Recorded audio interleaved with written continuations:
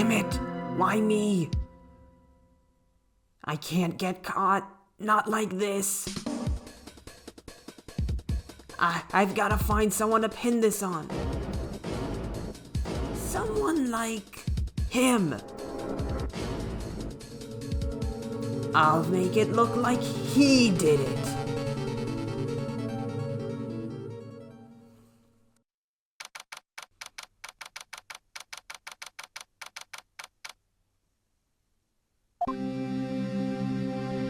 Boy, am I nervous. Right. Oh, hiya, Chief. Ooh, I'm glad I made it on time. Well, I have to say, Phoenix, I'm impressed. Not everyone takes on a murder trial right off the bat like this. It says a lot about you, and your client as well. Thanks. Actually, it's because I owe him a favor. A favor? You mean you knew the defendant before this case? Yes, actually, I kind of owe my current job to him. He's one of the reasons I became an attorney. Well, that's news to me. I want to help him out any way I can. I just really want to help him. I owe him that much. It's over! My life, everything, it's all over! Is that your client screaming over there? Yeah, it's him. Death, despair, oh! I'm gonna do it! I'm gonna die! It sounds like he wants to die. Yeah. Nick! Hey there, Larry. Dude, I'm so guilty! Tell them I'm guilty! Give me the death sentence! I ain't afraid to die! What? What's wrong, Larry? Oh, it's all over. I'm finished. I'm finished. I can't live in a world without her. I can't. Who took her away from me, Nick? Who did this? Oh, Nick, you gotta tell me who took away my baby. The person responsible for your girlfriend's death? The newspaper say it was you. My name is Phoenix Wright. Here's the story. My first case is a fairly simple one. A young woman was killed in her apartment. The guy they arrested was the unlucky sap dating her, Larry Butts, my best friend since grade school. Our school had a saying, when something smells, it's usually the Butts. In the 23 years I've known him, it's usually been true. He has a knack for getting himself in trouble. One thing I can say, though, it's usually not his fault. He just has terrible luck. But I know better than anyone else that he's a good guy at heart. That, and I owe him one, which is why I took the case, to clear his name. And that's just what I'm going to do.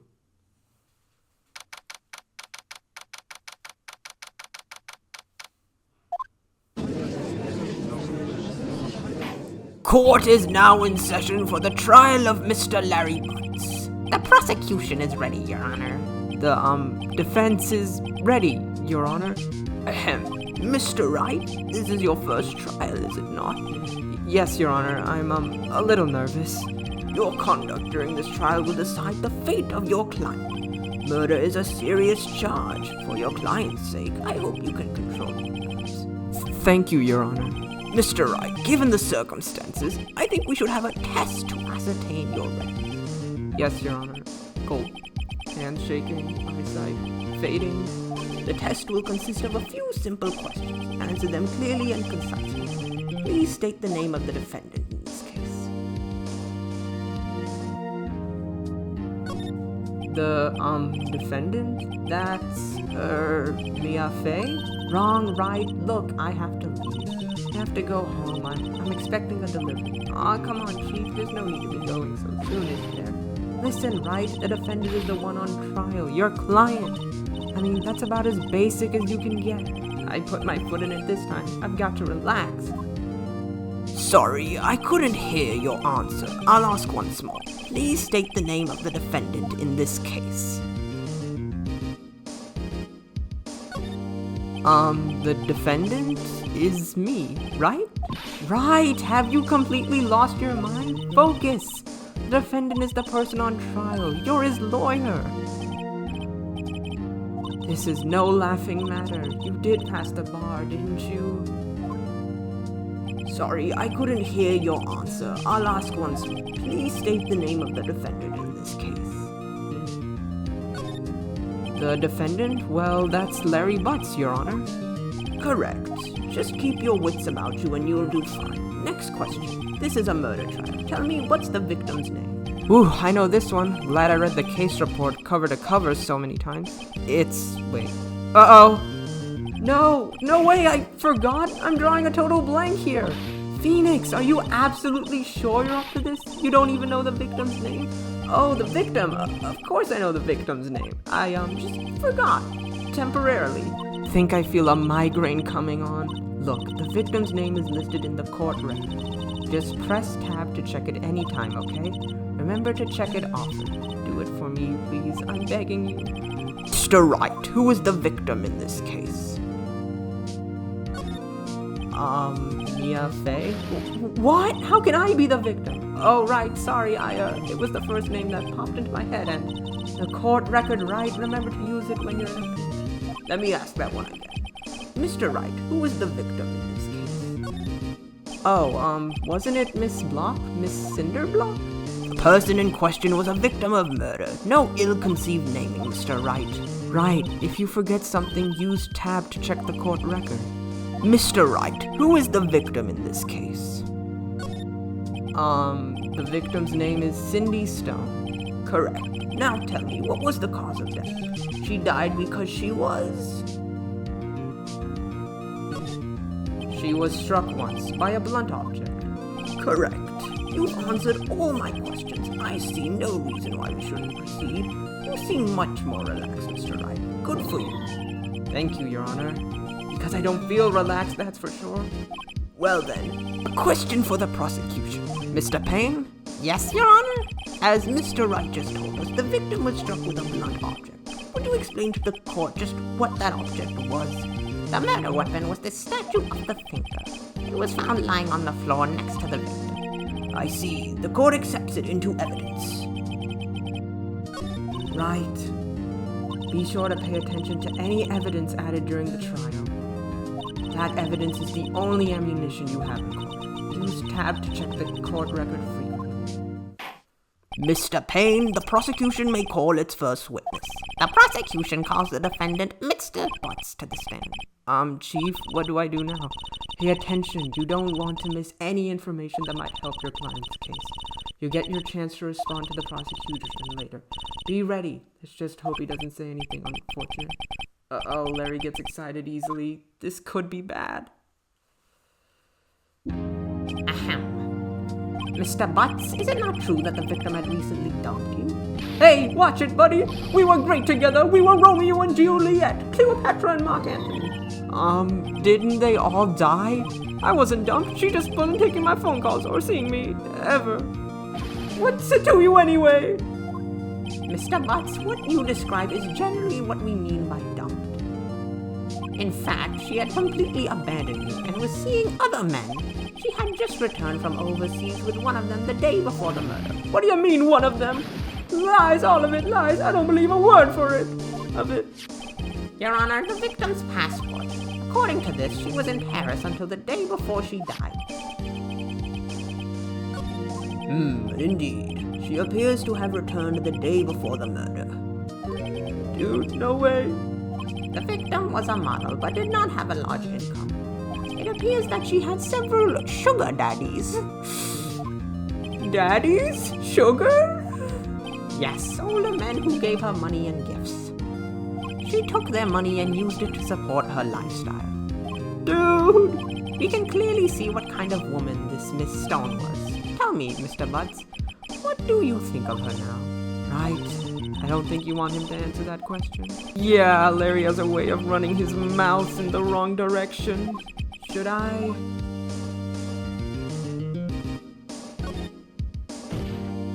My client had no idea the victim was seeing other men. That question is irrelevant to this case. Oof.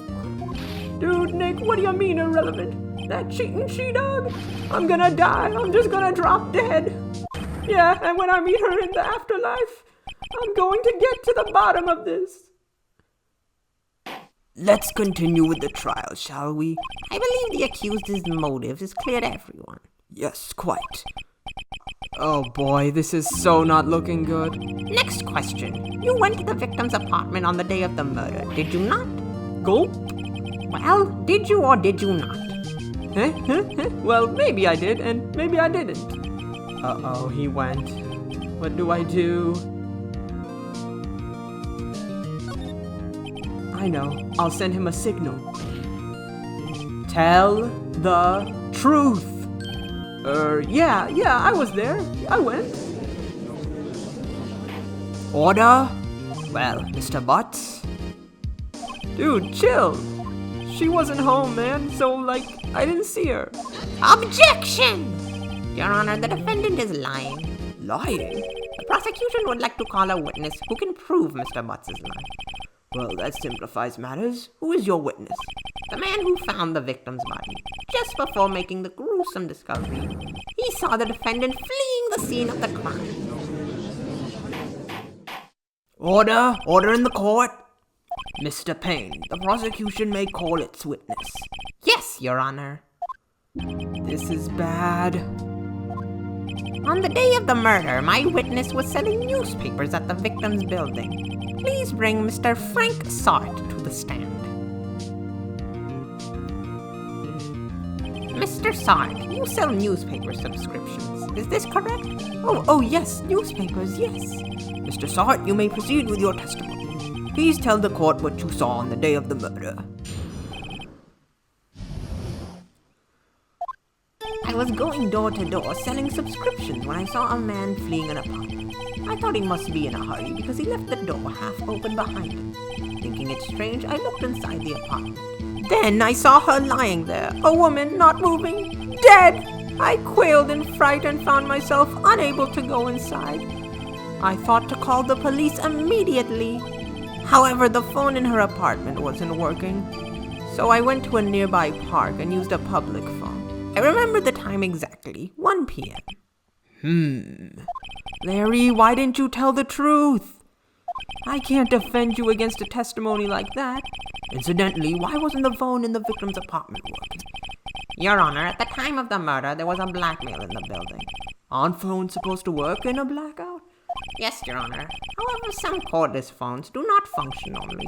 The phone that Mr. Sawhead used was one of those. Your Honor, I have a record of the blackout for your perusal. Now, Mr. Wright. Yes, Your Honor? You may begin your cross-examination. Cross-examination, Your Honor? All right, this is it, the real deal. What exactly am I supposed to do?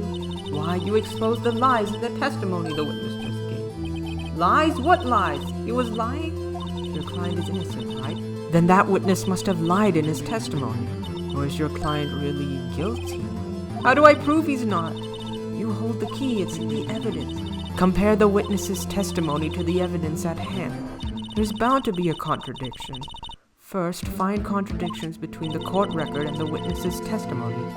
Then, once you've found the contradicting evidence, present it and rub it in the witness's face. Okay. Open the court record with tab, then point out contradictions in the testimony. I was going door to door selling subscriptions when I saw a man fleeing an apartment. Hold it! Isn't a man leaving an apartment a common sight? I find it odd you would take notice of him. I don't know. He just seemed strange to me, that's all. Like he was mad and yet frightened at the same time. Just like a criminal fleeing the scene of a crime. The defense requests that the witness refrain from conjecture. Of course, what the witness means is that the man he saw looked suspicious. I thought he must be in a hurry because he left the door half open behind him. Hold it! Half open, you say? Yes, the door was open halfway, yes. I watched for a moment. No one else came to the door. That's odd in a big city like this, I thought. I see, and what happened next? Thinking it strange, I looked inside the apartment. There I saw her lying there. A woman, not moving, dead. I quailed in fright and found myself unable to go inside. I thought to call the police immediately. However, the phone in her apartment wasn't working. So I went to a nearby park and used a public phone. I remember the time exactly. It was 1 p.m. Objection! You found the body at 1 p.m., you're sure? Yes, it was 1 p.m. for certain.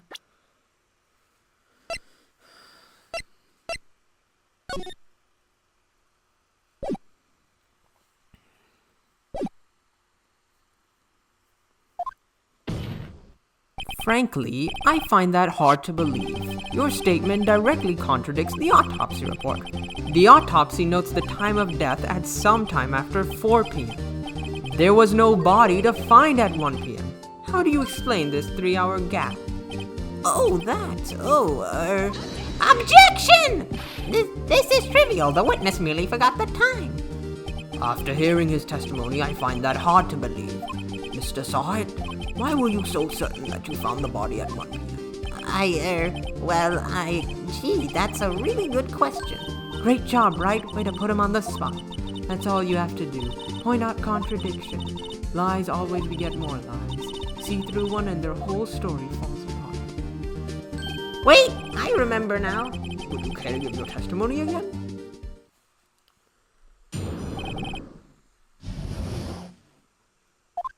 You see, when I found the body, I heard the time. There was a voice saying the time. It was probably coming from the television. Oh, but it was 3 hours off, wasn't it? I guess the victim must have been watching a video of a tape program. That's why I thought it was 1 p.m. Terribly sorry about the misunderstanding. I see. You heard a voice saying the time on a taped program. Mr. Wright, you may cross-examine the witness. Right. You know what to do. I've got this one.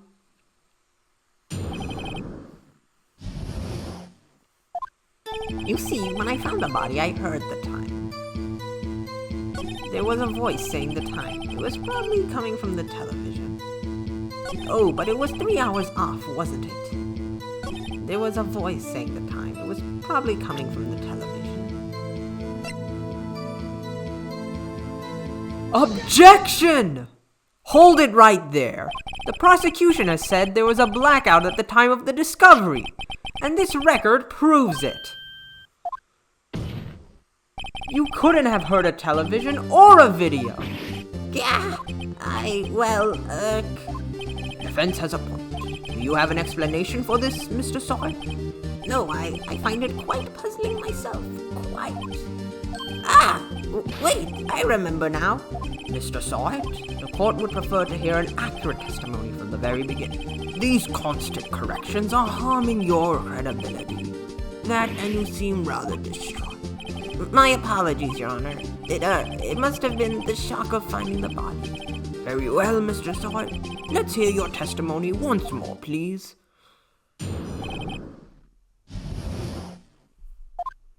Actually, I didn't hear the time. I saw it. There was a table clock in the apartment, wasn't there? Yeah, the murder weapon. The killer used it to hit the victim. That must have been what I saw. You saw a clock? I guess that would explain it. The defense may cross-examine the witness. Gladly.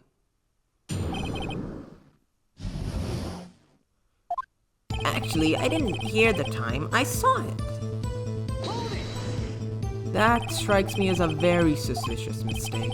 Yes, I can see how you'd be a little doubtful. I'm really sorry. I only just remembered that table clock. A table clock? There was a table clock in the apartment, wasn't there? Hold it! A table clock? Was there a clock at the scene? This is the first time I've heard of it. Yeah, the murder weapon. The killer used it to hit the victim.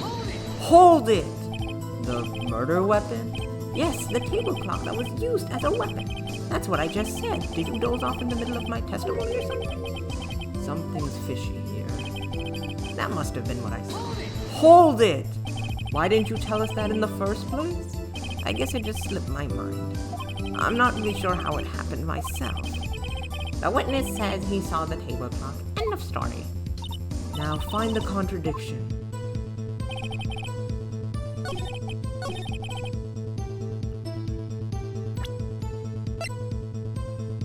Objection! Wait just a moment. The murder weapon wasn't a clock. It was this statue. Now how is this supposed to be a clock? You with your objections and your evidence, just who do you think you are?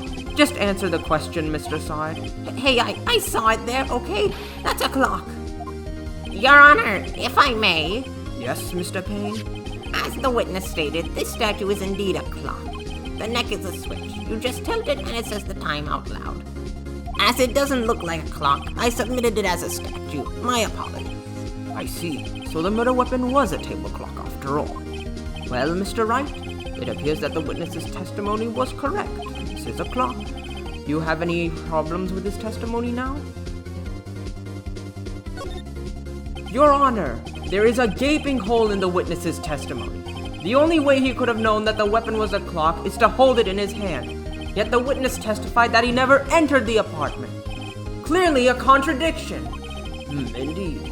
The witness knew it was a clock because he... You're lying. You were inside the apartment on the day of the murder. Oh yeah, prove it. Prove I went in there. I'll do better than that. I can prove you were the one who killed her. You struck her with a clock, and the shock of the blow triggered the clock's voice. That was the sound you heard. Order in the court. Intriguing. Please continue, Mr. Wright. Yes, Your Honor. Mr. Saw It. The sound must have left quite an impression on you. Understandable, since the murder weapon spoke just as you hit the victim. That voice was burned into your mind. That's why you were so certain about the time. What's the meaning of this? This is all baseless conjecture. Baseless? Just look at the witness's face. Would the witness care to elaborate? Did you strike the victim with the clock? That day, I never... Look, the clock, I heard, no, I mean, I saw something, yeah! Shut up, I hate you. It was him, I tell you, I saw him. He killed her, and he should burn, give him death. Order in the court, I say. Your Honor, a moment, please. There isn't a shred of evidence supporting the defense's claims. Mr. Wright, Your Honor, you claim the sound the witness heard came from the clock. Do you have any evidence? The whole case is riding on this. I'd better think it through carefully. Your Honor, the sound Mr. Saw It heard was definitely this clock. A fact which is clear if you simply... Let's sound the clock now, here in this court. Your Honor, may I have the clock? I ask the court to listen very carefully.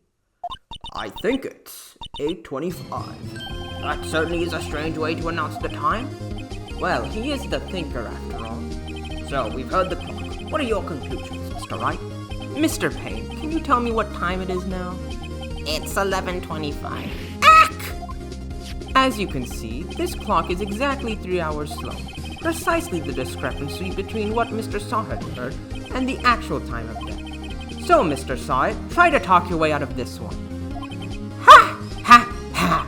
You forgot one thing. Uh-oh, what's he talking about now? While it may seem like that clock is running 3 hours slow, it proves nothing. How do you know it was running 3 hours slow on the day of the murder? If you can't prove that, you don't have a case. He's right. How am I going to prove that? Damn it, I was so close. Mr. Wright, it seems you lack the critical evidence to support your claim. Yes, Your Honor. This means I cannot let you indict this witness, unfortunately. This ends the cross-examination of Mr. Frank Saw It. I come all this way down here to testify, and look what happens. You treat me like a criminal.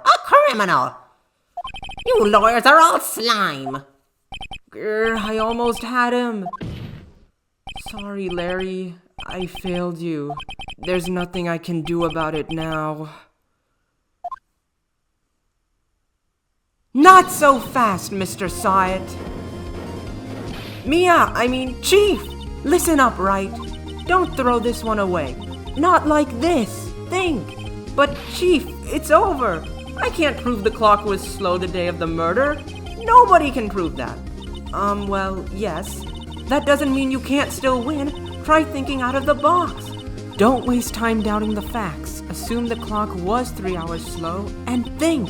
Ask yourself, why was the clock 3 hours slow? Figure out the reason and you'll have your proof. Right? Can't you think of a reason as to why the clock would be 3 hours slow? Wait! Maybe I can prove it! You must have evidence that can prove it somewhere, right? Find it and let them have it. Mr. Wright, you say the clock was already running slow on the day of the murder? Have you found evidence to support this claim? Of course. Ha! Tough words. Let's see you pull this one off. Let's see this evidence that proves why the clock was running slow. Take that! The victim had just returned home from abroad the day before the murder. As we all know, the time difference between here and Paris is 9 hours. When it's 4 p.m. here, it's 1 a.m. the next day there. The clock wasn't 3 hours slow, it was 9 hours fast. The victim hadn't reset her clock since returning home. That's why the time you heard was so off. Proof enough for you, Mr. Saw It? Or should I say, Mr. Did It?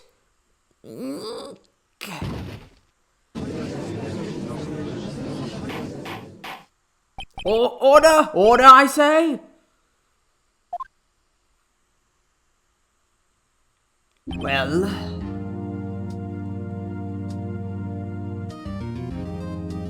this case has certainly turned out differently than we all expected. Mr. Payne, your witness? He was arrested and has been taken away, Your Honor. Very well. Mr. Wright? Yes, Your Honor? I have to say, I'm impressed. I don't think I've ever seen someone complete a defense so quickly and find the true culprit at the same time. Thank you, Your Honor. At this point, this is only a formality, but this court finds the defendant, Mr. Larry Butts, not guilty!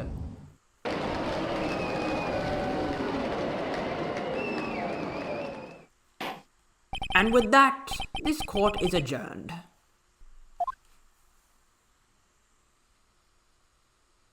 It turns out that Frank Saw It was a common burglar. He posed as a newspaper salesman to check and see when people were out of the house.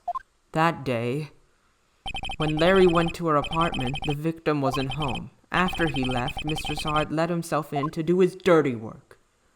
While he was searching her place, the victim returned. Flustered, Mr. Saw It grabbed the nearest blunt object he could find.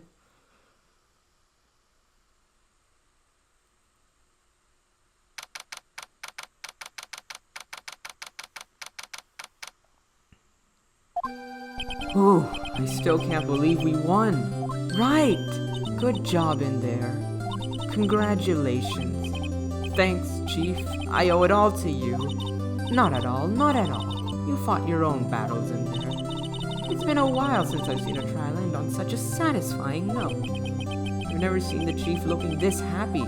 If she's this glad, imagine how Larry must feel. My life is over! Larry, you're supposed to be happy! What's wrong now? Aw, Nick, don't worry about me. I'll be dead and gone soon. Good. Wait, no, I mean bad! Larry, you're innocent. The case is closed. But my Cindy Wendy's gone, man. Gone forever. Larry, she was nah, never mind. Congratulations, Harry. Harry? Yes, you. I can practically see the headlines now. Harry Butts, innocent. Thanks. I really owe you one. I won't forget this ever. Let's celebrate. Dinner, movie, my treat.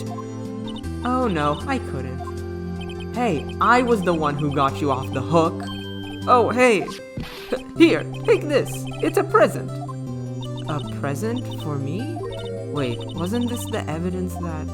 Actually, I made this clock for her. I made one for her and one for me. Really? You made this? Well, thank you. I'll keep it as a memento. Yo, Nick. Can you believe it? I was so into that chick. And she was just playing me for a fool. Don't that make you want to just cry? So... Larry, are you so sure? Excuse me? I think she's thought quite a lot of you, in her own way. Nah, you don't gotta sympathize with me. It's okay. Oh, I'm not just sympathizing, really. Isn't that right? Don't you have something to show your friend? Something that proves how she felt about him? Huh? Oh, yeah, right. What the heck is she talking about?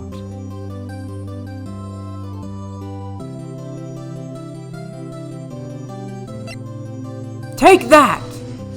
Check this out, Larry. Proof positive you weren't just some chump to her. Huh? What about that clock? And she took it with her when she traveled. Whatever, she probably just needed a clock, that's all. You think so? It's a pretty heavy clock to take traveling. Well, make of it what you will. Hey, Nick. I'm glad I asked you to be my lawyer. Really, I am. Thanks. Hope that made him feel a little better. Right? I hope you see the importance of evidence now. Also, hopefully you realize things change depending on how you look at them. Well, too. We never really know if our clients are guilty or innocent. All we can do is believe in them. And in order to believe in them, you have to believe in yourself. Right? Listen, learn, grow strong. Never let go of what you believe in. Never. Well, I think our work here is done. Shall we be off? Yeah, I guess so. Say, how about dinner on me? We'll drink a toast to innocent butts. Yeah! Oh, speaking of Harry, you were saying part of why you became a lawyer was because of him. Yeah, part at least. You'll have to tell me more about it sometime. Maybe over drinks? And so, my first trial came to a close. Larry slapped me on the back and said, "Gee, Nick, it's good to have friends." But I'm pretty sure he's not gonna pay us, unless you count the clock he gave me, huh? I didn't know it then, but that clock was soon going to be at the center of another incident. And my promise to tell the chief about me and Larry would be one promise that I wouldn't be able to keep.